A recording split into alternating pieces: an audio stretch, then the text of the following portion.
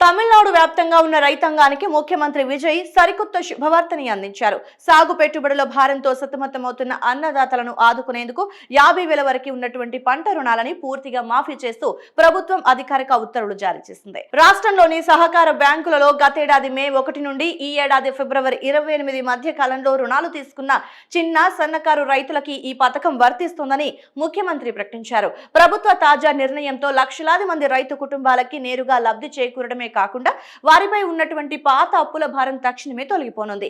ఈ రుణమాఫీ పథకాన్ని కేవలం 50,000 లోపు ఉన్న వారికే పరిమితం చేయకుండా అంతకంటే ఎక్కువ రుణం ఉన్న రైతులకి కూడా ఊరట కలిగించేలాగా ప్రభుత్వం ఒక క్రమబద్ధమైనటువంటి విధానాన్ని రూపొందించింది.